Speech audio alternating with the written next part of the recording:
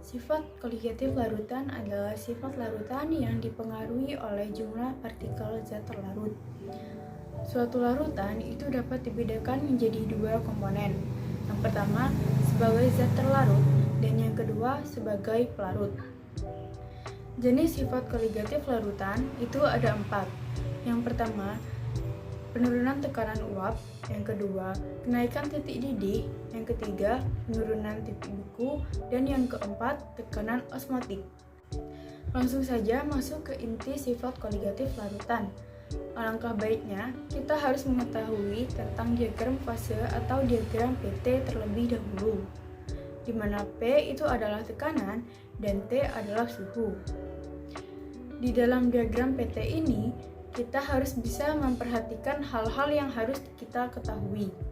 Jadi, yang ada di sebelah kiri adalah fase ketika berwujud padat, kemudian di tengah adalah fase ketika berwujud cair, dan di kanan adalah fase ketika berwujud gas. Beberapa hal yang harus diperhatikan dari diagram fase tersebut. Yang pertama, garis BC. Garis BC dinamakan garis didih. Yang kedua, garis BD dinamakan garis beku. Yang ketiga, garis AB dinamakan garis sublimasi. Dan yang keempat, perpotongan antara garis didih dengan garis beku dan garis sublimasi disebut dengan titik triple. Sifat koligatif larutan dibagi menjadi dua, yaitu ada larutan elektrolit dan juga larutan non-elektrolit. Cara membedakan larutan elektrolit dan non-elektrolit. Elektrolit terdapat asam kuat, asam lemah, basa kuat, basa lemah, garam, dan sebagainya.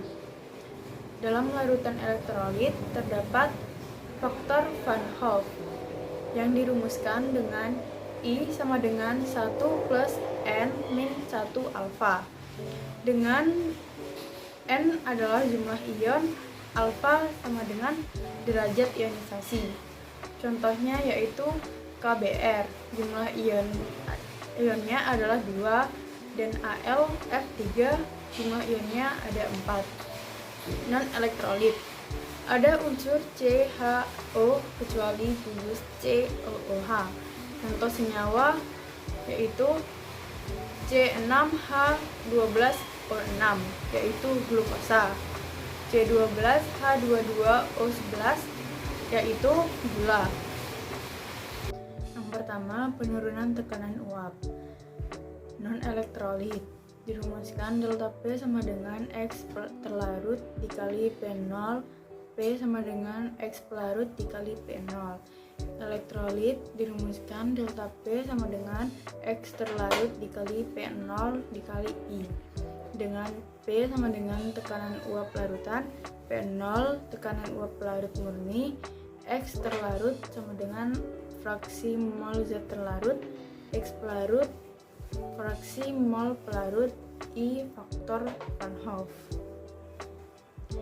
Selisih antara tekanan uap pelarut dengan tekanan uap larutan disebut penurunan tekanan uap, atau ditulis dengan rumus delta P sama dengan P0 min P. Kedua, kenaikan titik didih. Non-elektrolit, delta TB sama dengan KB kali M. Elektrolit, delta TB sama dengan KB kali M kali I. Titik didih, TB sama dengan TB0 kali delta TB. Dengan delta TB, kenaikan titik didih, TB titik didih larutan, TB0 titik didih pelarut murni, M molalitas, I faktor Van Hoff. Ketiga, penurunan titik beku.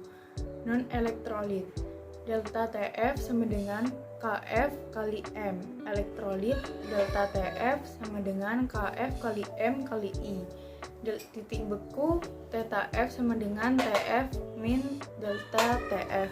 Dengan delta TF sama dengan penurunan titik beku, TF titik beku larutan, TF0 titik beku pelarut murni, M molalitas, I faktor Van Hoff. 4. Tekanan osmotik. Non-elektrolit, P sama dengan mRT elektrolit, P sama dengan mRTI. Jika M belum diketahui, maka dapat dicari dengan menggunakan rumus M sama dengan N per V dengan satuan liter, atau M sama dengan massa per mR dikali 1000 per V dengan satuan mililiter. Dengan P sama dengan tekanan osmotik, V volume larutan, P jumlah mol zat terlarut, T suhu absolut larutan, dan R tetapan gas, I faktor Van Hoff.